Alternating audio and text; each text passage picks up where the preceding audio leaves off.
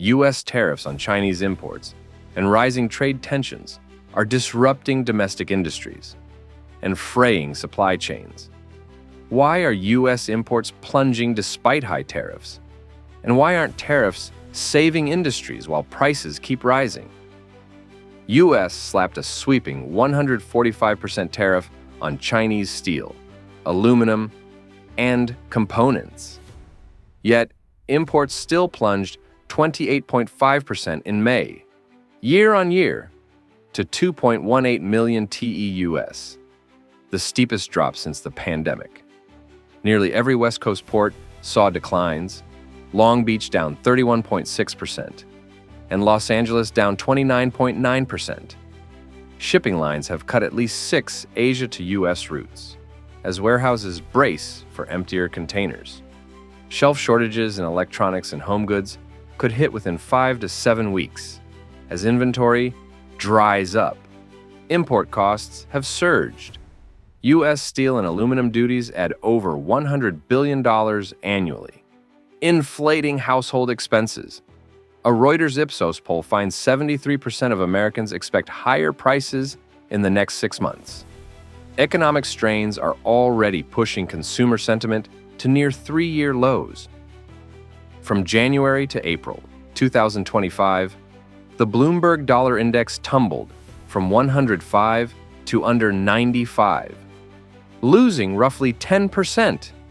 Yet analysts warn, this hasn't lifted U.S. manufacturing. A Morgan Stanley Moody's alert points to stagflation risks if industry remains fragile. With inflation sticky, essentials cost more. U.S. CPI hit the 2.3 to 2.5% range, and lenders are hiking rates. Weak dollar didn't stimulate exports meaningfully, while households face higher mortgage costs and rent. A Fed Beige Book notes uneven growth and pressure on input prices across regions. Consumer confidence remains shaky, especially among ages 30 to 44, with 60 to 70% planning to cut spending or stockpile. Ford halted production at its Chicago plant in May due to lack of Chinese rare earth magnets. GM, Stellantis, and Toyota are urging federal action to avoid deep supply chain collapse. Fewer new vehicles hit showrooms, pushing used car prices up 4.9% in April, per Manheim Index at 208.2. Listings show median used sedan prices rose by $2,500 year over year. Maintenance costs jump as parts become scarce, with dealers alerting roughly 30% increase in magnet-dependent repairs. Communities near auto plants worry about layoffs as output holds steady or declines. Meanwhile, Beijing has cut interest rates and supported its currency, while keeping exports stable. In contrast, U.S. tariffs have stoked supply interruptions. Without shifting global trade balance, the U.S. sees its dollar debilitate and industrial employment unravel. Auto sector job losses may rise. As factories scale back, the CBO estimated 500,000 U.S. jobs lost, and households pay an extra $4,000 annually due to tariffs. Import taxes are embedded in everyday goods. Retail giants like Walmart report 8% price hikes on pet food and essentials. Roughly $3,800 per household is expected to be absorbed this year.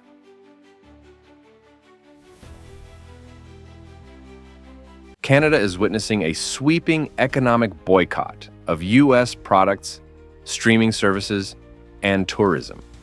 Could this boycott cost thousands of American jobs and reshape cross-border relations forever? Since early February 2025, over 85% of Canadians are avoiding American goods, 48% replacing as many as possible, and 37% when price and quality match, according to an Angus Reid survey. Quebec now labels U.S. products, bans American alcohol in government stores, and even posts Made in Canada tags alongside warnings. This surge in anti-U.S. sentiment isn't just a minor dip. Brown-Forman's CEO called the removal of Jack Daniel's worse than tariffs, noting Canada accounts for 1% of its sales, yet shelf space was cleared regardless. The U.S. Travel Association warns even a 10% drop in Canadian visits could cost 140,000 U.S. jobs and $2.1 billion in spending. Farmers and food exporters may see a prolonged downturn in demand north of the border. Fast food staples, McDonald's, Starbucks, KFC, and e-commerce giant Amazon Canada are feeling the pinch. A research corporate poll shows 78% plan to buy more Canadian, 59% will boycott U.S. products, and 41% are reducing Amazon usage. McDonald's U.S. comparable sales fell 0.7% in Q2, while global sales slid 1%, its first global decline since 2020. With 41% of Canadians reducing Amazon usage, U.S. e-commerce jobs, from warehousing in Ohio to local courier positions, face layoffs. Lower retail revenue also risks reducing small business partnerships and service contracts tied to these chains, from packaging to local logistics. In Quebec, roughly 36% of residents have canceled or plan to cancel subscriptions to Netflix, Disney Plus, or Spotify. Social posts like "I love Canada more than I love Spotify" are trending. Quebec's 36% cancellation rate includes major platforms like Netflix and Disney Plus, hitting U.S. content planners hard. Meanwhile, North American cord-cutting trends already show 27% planning to drop traditional services by Q2 2023. Added pressures could force U.S. studios to scale back production, stall series renewals, and impact thousands of U.S.-based writers, crew, and performers reliant on Canadian subscriber revenue. Canada, U.S. cross-border. Bookings dropped 71 to 76% in March 2025 compared to 2024. Airlines cut 320,000 seats on Canada routes. Duty-free shops report 40 to 50% slump from January to April. Some outlets say business has plunged 80%, prompting staff layoffs. Financial Times warns Florida, Arizona, and Nevada may lose 9 to 12 billion US dollars. February border crossings fell 23%, and air travel bookings dropped 71 to 76% in March 2025. The U.S. Travel Association forecasts 140,000 job losses and $2.1 billion in spending cuts, from just a 10% decline. Regions like Florida rely heavily on Canadian tourism. Florida saw 3.3 million Canadian visitors in 2024, contributing $600 million to Fort Lauderdale alone. Cuts in airline schedules and duty-free layoffs are rippling through local economies. International visits to the U.S. have plunged, triggering billions in economic losses and warning signs for the summer season. Could easing entry rules and marketing campaigns reverse the trend? International arrivals to the U.S. dropped 14% in March 2025 compared to March 2024. Canada down 26% via land and 14% via air. Western Europe down 17%. South America down 10%. This contraction follows tougher visa screenings and stricter border enforcement. This slump hits U.S. tourism businesses hard, especially in New York, Las Vegas, Los Angeles, leading to reduced bookings in hotels, restaurants, car rentals, and theme parks. Seasonal layoffs and slower summer hiring are already being felt in local economies that rely on foreign visitors. Lower foot traffic also means shops and small businesses on main streets struggle to meet monthly targets. And local tour operators may need to cut hours or staff. Some communities, particularly those reliant on tourism, are experiencing a downturn in neighborhood events, festivals, and local sponsorships. further reducing the vibrancy of public life. Travel advisories from Germany, Japan, and Australia now reference invasive phone checks, detailed interviews, and even deportation risks, raising alarm among potential tourists. Meanwhile, cross-border traffic from Canada has dropped between 20 and 35%, and Canadian airlines have trimmed routes due to sagging demand. Fear of intrusive border measures reduces international tourism, infrastructure usage, and revenue. U.S. service and transport workers face fewer shifts. Communities near border crossings see slower commercial activity. Businesses dependent on tourism, forecasting face revenue and staffing uncertainty. Local restaurants and taxi drivers, who rely heavily on the spending of international guests, are seeing fewer tips and longer idle hours. Cultural venues and event organizers, hoping for a post-pandemic revival, now contend with fewer bookings and less diverse audiences, limiting community engagement and potential growth.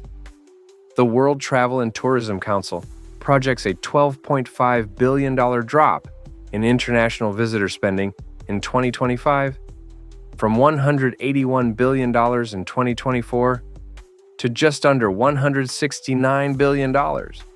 Oxford Economics forecasts an 8.7% decline in arrivals, translating to around $8.5 billion in lost tourism revenue.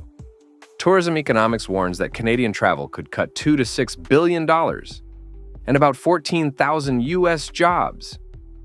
Local tax revenue and public service funding suffer as tourism-generated income shrinks. School budgets, road maintenance, and public transportation systems may face cutbacks or tax hikes to compensate. Job losses in tourism sectors ripple into related industries like retail and hospitality. States like California and Florida, along with major cities, have launched marketing campaigns promoting a welcoming U.S. image and travel discounts. Airlines and hotels are offering bundled deals to attract early summer bookings. While still emerging, these initiatives aim to stem the downturn. If successful, these efforts could fuel summer travel, helping tourism-dependent regions rebound in jobs and revenue. If delayed or weak, dependence on summer tourism may see continued unemployment, prompting budget shortfalls and possible reductions in public services. In 2025, Trump's shifts from tariff threats to diplomatic praise are colliding with China's rare earth squeeze, hitting American industries hard. Could Trump's sudden diplomatic pivot be the real reason behind widespread factory shutdowns and soaring inflation in the U.S.? In early 2025, President Trump vowed to make China kneel under new 145% reciprocal tariffs, aiming to bring back lost jobs and shrink a $1.2 trillion trade deficit. By June, he praised a call with Xi Jinping as very good, despite no formal agreement, sparking criticism that it's false victory spin. The abrupt tone shift rattles investors, businesses, and workers. A Goldman Sachs survey revealed 77% of small businesses cite policy uncertainty as their top concern. That uncertainty leads 36% to report direct harm and 38% to expected. Predictable policy is the foundation of planning. Its absence weakens strategic investment, erodes economic confidence, and may dampen GDP growth as firms pause hiring and expansion.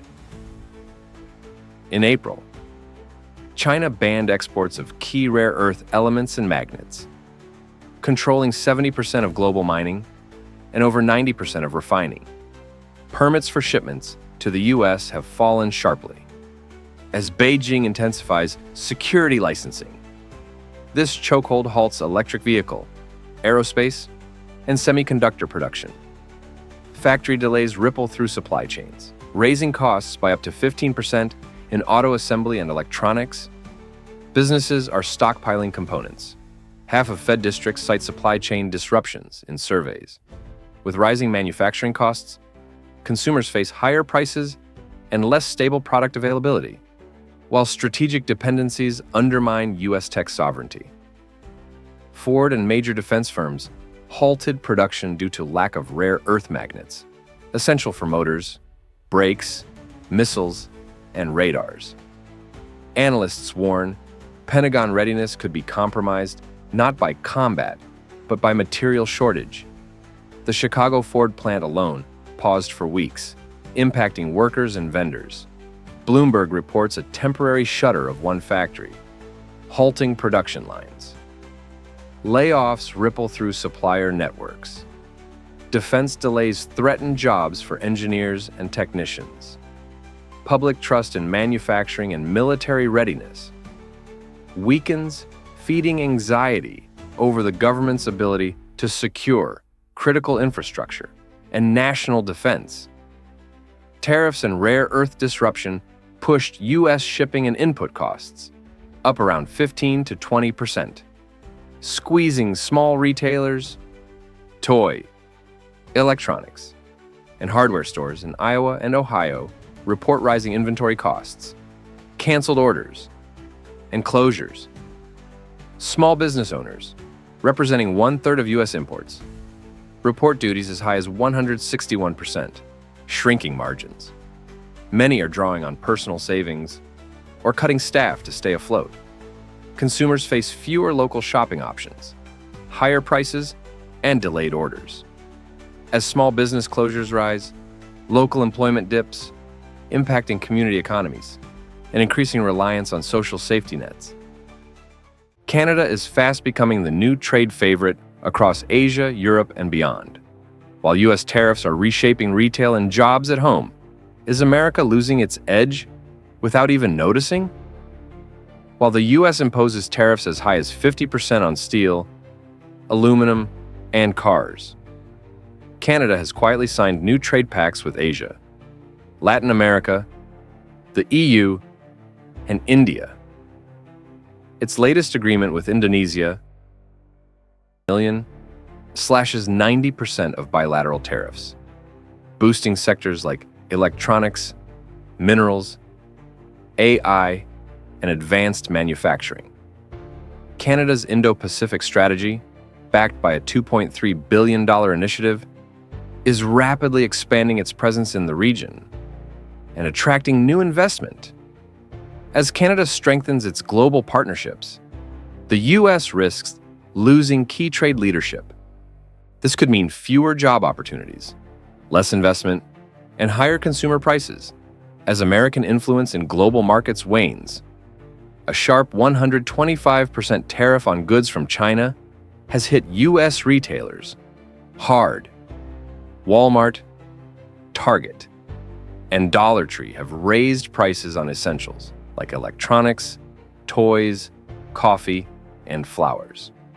According to Yale's Budget Lab, American families now spend an extra $4,900 per year just to maintain their standard of living due to rising costs from tariffs. Walmart appealed to the White House for relief, but was denied.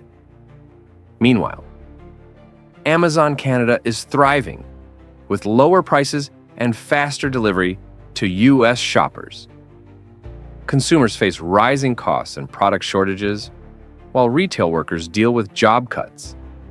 As cross-border shopping from Canada increases, domestic distribution networks face serious disruption. Canada is emerging as a central player in the global supply chain through new deals with the EU, Japan, Australia, and India. Ottawa-based corporations have voiced concerns over U.S. isolationism, stating, "We cannot let the U.S. self-destruct and drag us down."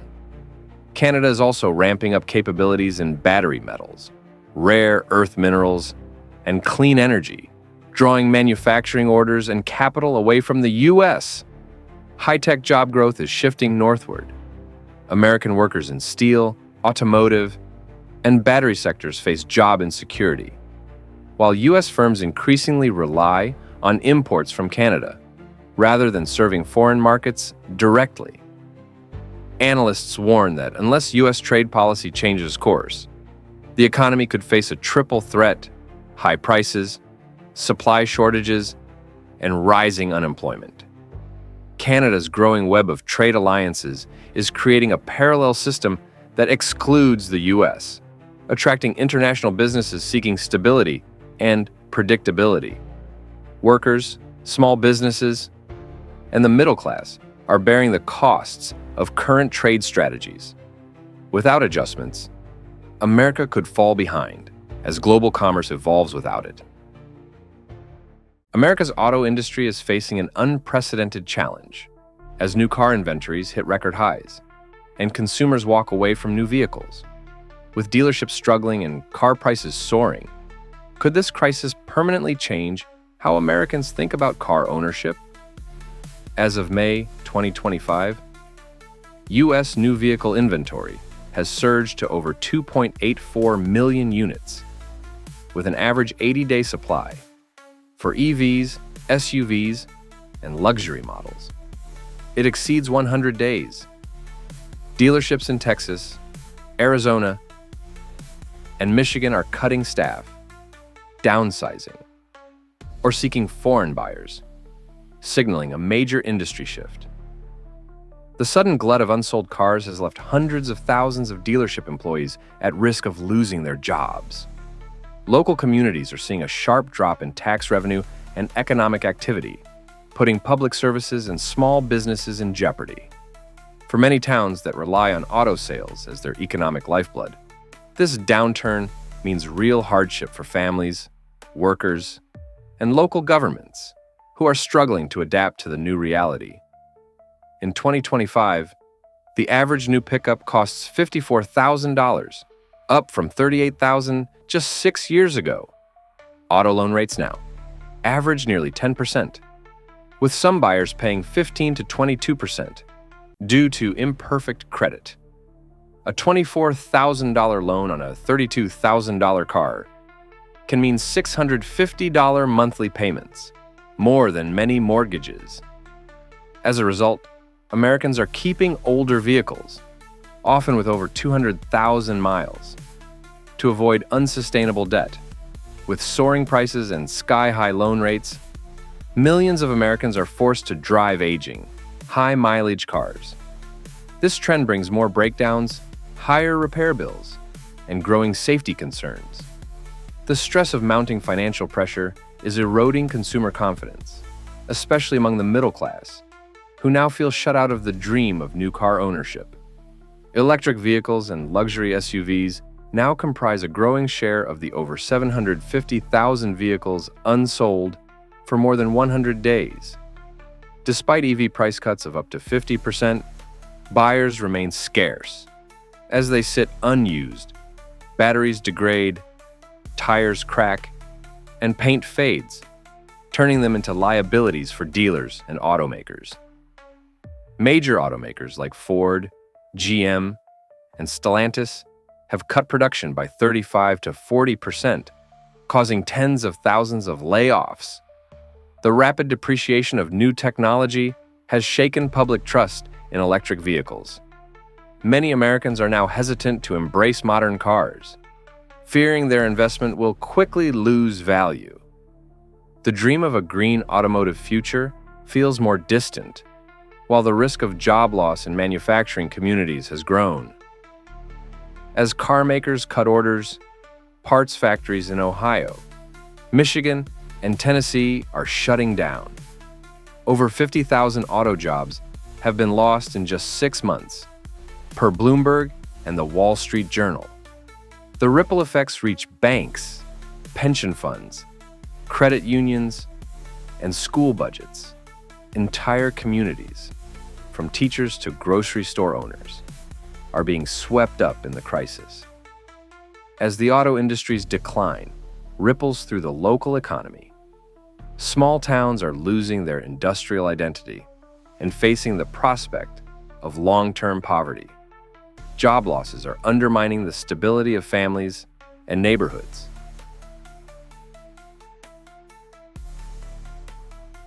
The world's largest gas field has been bombed, refineries have gone offline. As the Israel-Iran conflict strikes at the heart of global energy infrastructure, what happens if the Strait of Hormuz is closed?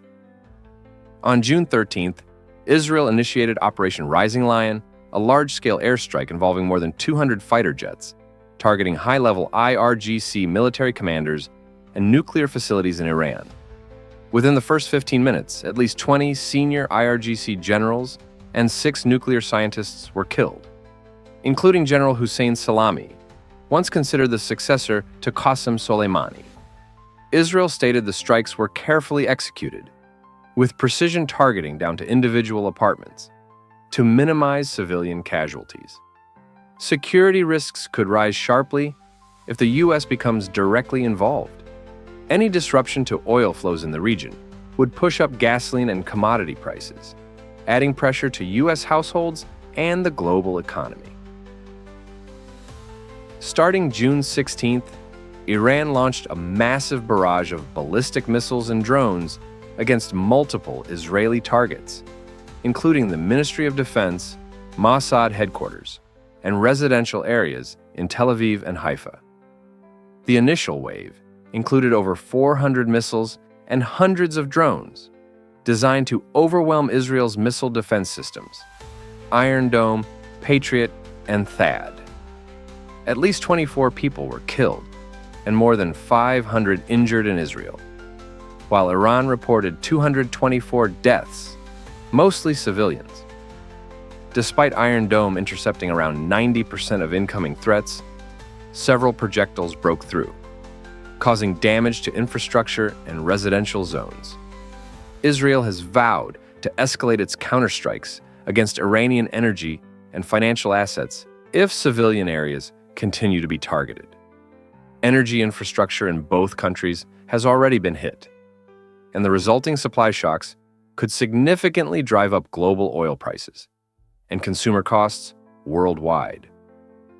On June 14th to 15th, 3 drones were launched at Al-Assad Air Base in Iraq, home to U.S. troops, shortly after American forces assisted Israel in Operation Rising Lion. All drones were intercepted, and no casualties or major damage were reported.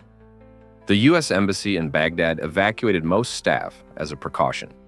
Pro-Iranian groups such as Kataib Hezbollah may continue attacks if U.S. involvement deepens. Any American casualties could serve as a trigger for direct military engagement, carrying high human and financial costs. Broader U.S. military involvement would likely raise defense spending, potentially increasing taxes or widening the fiscal deficit, costs that would ripple through public services and everyday life. Israeli airstrikes targeted South Pars, the world's largest gas field, jointly operated by Iran and Qatar, disrupting around 80% of Iran's daily gas output and halting production of 700,000 barrels of condensate per day. In response, Iran fired missiles at the Haifa refinery in Israel, killing 3 workers and causing a full shutdown due to power and steam system failure. In addition, 2 of Israel's 3 key offshore gas fields, Leviathan and Karish, have been temporarily closed, cutting domestic supply and halting exports to Egypt and Jordan. These disruptions threaten to undermine regional energy stability, trigger price surges, and destabilize both local economies and broader global markets.